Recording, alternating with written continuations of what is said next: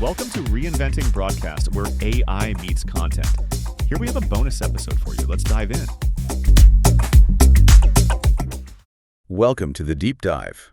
This is where we help you get up to speed on complex topics fast. Yep. We pull out the key info, the real takeaways, so you don't have to wade through everything. And today we're focusing squarely on you, the learner.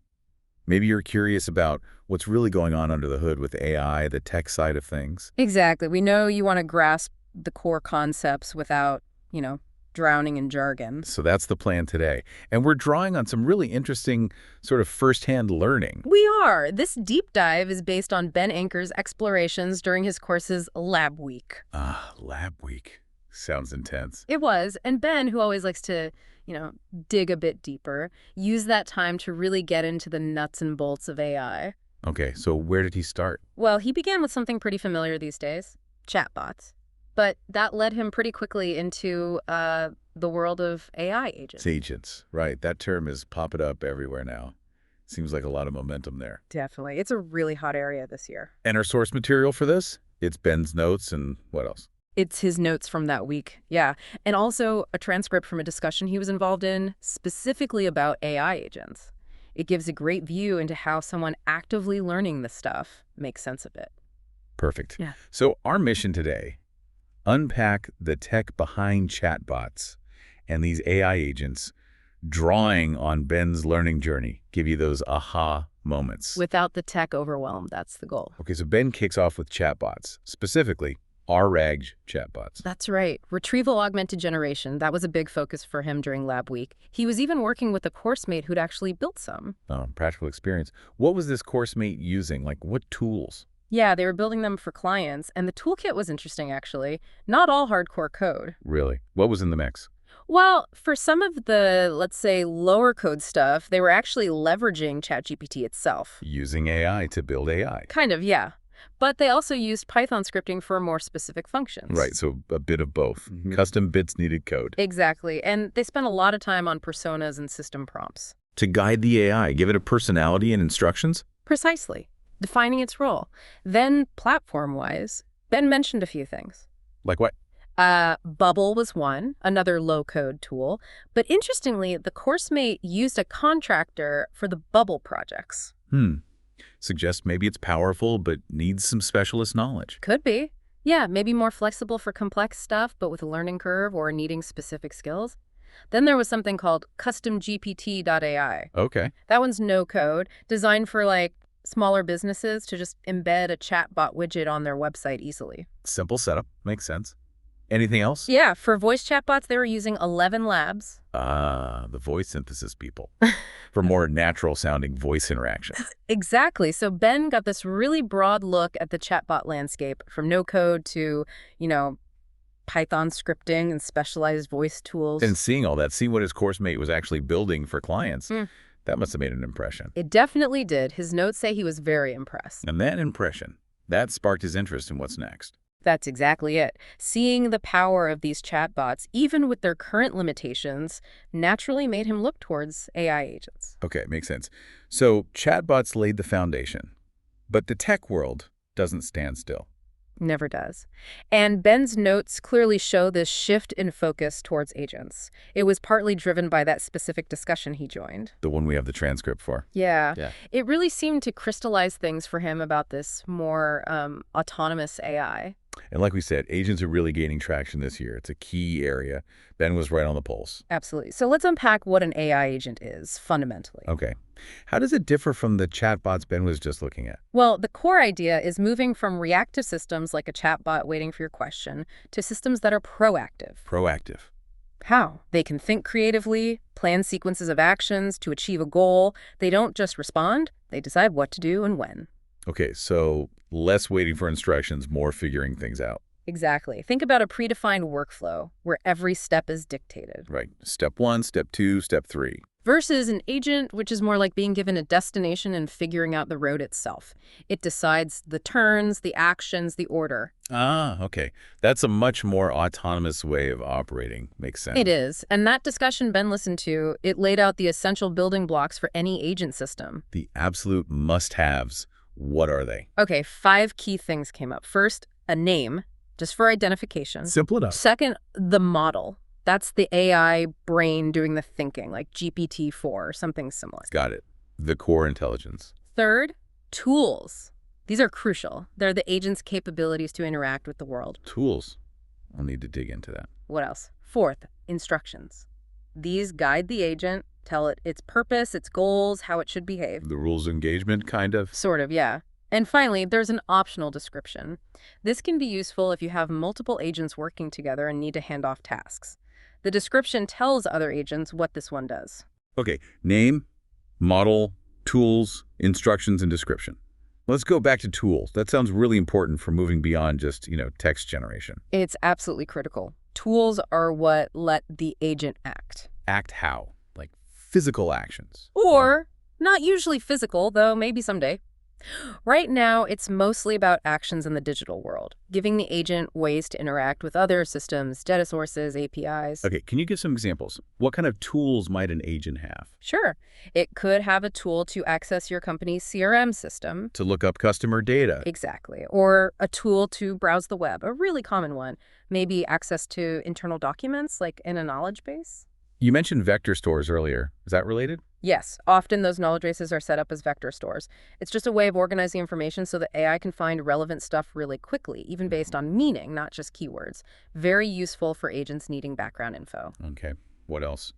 Email. Definitely. A tool to send or read emails, maybe even UI automation tools to interact with software that doesn't have a nice, clean API. Wow, okay. So it's really about giving the agent hands and eyes in the digital world. That's a good way to put it. And that discussion Ben followed also mentioned hosted tools. Hosted tools, what does that mean? It means within some platforms where you build these agents, common tools like web search or maybe file search are already built in. The model has direct access. Simplifies things. You don't have to configure access to Google search every time, for instance. Exactly. It streamlines the setup. Behind the scenes, it's still likely using APIs, Right, like how a chatbot uses a search API now. Precisely. An API is just that messenger, taking the request, search the web for this, to the service, like the search engine, and bringing back the result. Hosted tools just wrap that up nicely. Makes sense. And you mentioned protocols emerging for accessing apps. Yeah, there's work happening to create more standardized ways for agents to connect to and use all sorts of different applications, which will really expand their capabilities. This is starting to sound quite powerful. Maybe we could walk through an example, make it more concrete. Yeah, definitely. Ben's notes had a great practical scenario they discussed. Okay, what was it? The task was, find information published about OpenAI within the last 7 days. Then, write a summary report based on that info. Then translate that report into, say, Spanish and French.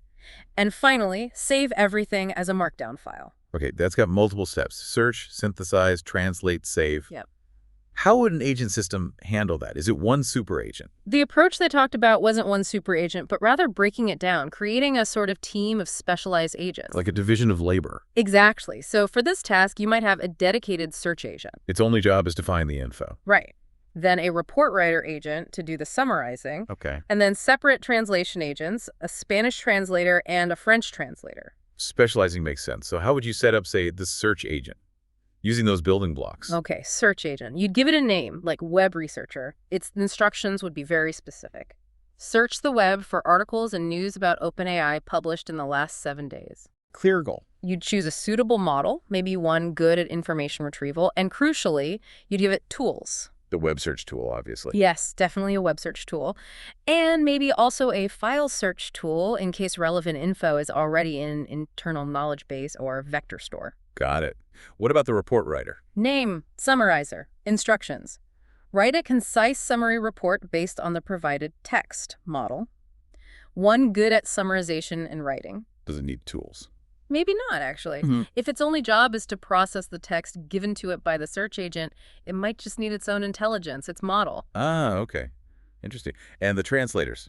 Spanish and French. Similar setup, name, Spanish translators, instructions. Translate the provided text accurately into Spanish. You'd need a model with strong translation capabilities. And tools. Does it need a specific translation tool? Probably not for standard languages like Spanish or French. Many of the big models, like GPT-4, are already excellent translators, so the model itself has the capability. Right. So the model's built-in abilities can sometimes mean you don't need a separate external tool. Exactly. That's an important point. You leverage the model's strengths first. Okay, so we've designed our team. Searcher, writer, Spanish translator, French translator. But who tells them what to do and when? How do they coordinate? Excellent question. That leads to the idea of a manager agent or an orchestrator. A boss agent. Essentially, yes. One agent is put in charge. Its job isn't to do the tasks, but to delegate them to the right specialist agent. Okay, and how do you configure this manager agent? Well, it gets a name, like project manager. Its instructions define its role. Coordinate a team of agents to achieve the overall goal. It needs to know about the other agents, its colleagues. So it knows it has a searcher, a writer, translators available? Yes, it needs awareness of the team and their specializations, and critically, it's given the main high-level goal for the whole process. The original request. Find OpenAI info, summarize, translate, save. Exactly. Okay, let's replay the scenario with the manager in charge. Yeah. How does it unfold? Right. The manager agent gets to the overall goal. It looks at the goal and thinks, okay, first step is finding information. Needs the search agent. Precisely. So it calls the search agent, gives it the task. The search agent does its web and file searching, finds the relevant articles, and returns that information back to the manager. Okay, manager now has the raw data. What's next? Manager looks at the goal again. Next step, summarize this info. It knows the report writer agent is the specialist for that. So it hands the data over to the writer. Yep. Delegates the writing task. The report writer creates the summary report and sends it back to the manager. Okay, manager has the summary, now translation. Right. The manager sees translate into Spanish and French. It knows it has 2 specialist translators. Could it send the report to both at the same time? It absolutely could. A smart manager agent could recognize these are independent tasks and run them in parallel to save time. Clever. So it calls the Spanish translator and the French translator, gives them the report, they do their work, return the Spanish and French versions to the manager. And the final step, saving. The manager now has the original summary, the Spanish translation, and the French translation. The final part of the goal is save as markdown.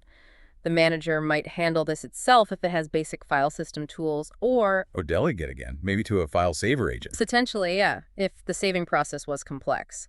But the key point is the manager directs the traffic. It decides the order, who does what, and pieces together the final result. So it's really about orchestration, not doing the work itself. It's deciding the flow. Exactly. The manager figures out the plan and delegates. And this approach, been learning about this, it really points to a big shift. A shift away from traditional programming. Yeah, I think so. Less about us coding every single tiny step in detail. And more about, what?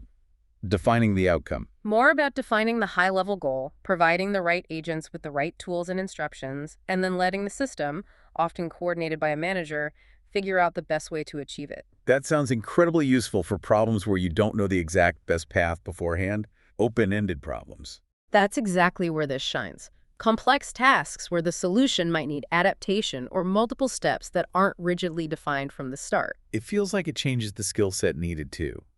Less about the nitty-gritty code for every step. And maybe more about architecting the system.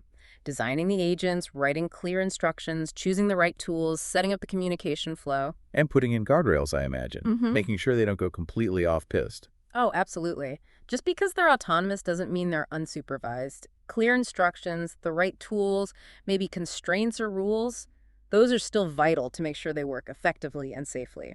Ben's week really highlighted that balance. Okay, so let's quickly recap this deep dive inspired by Ben's Lab Week. We started with chatbots, specifically RA. Looked at the mix of tools being used, low code, code, specific platforms like ElevenLabs. Which impressed Ben and led him naturally towards AI agents. These more proactive, autonomous systems that plan and execute. We broke down their core parts: name, model, tools, instructions. Yeah, and really dug into those tools, how agents interact with the digital world, use APIs, access data. And we saw how a complex task could be handled by a team of specialized agents, led by a manager or orchestrator. Highlighting that big shift, defining goals, not coding every step, letting the system self-orchestrate.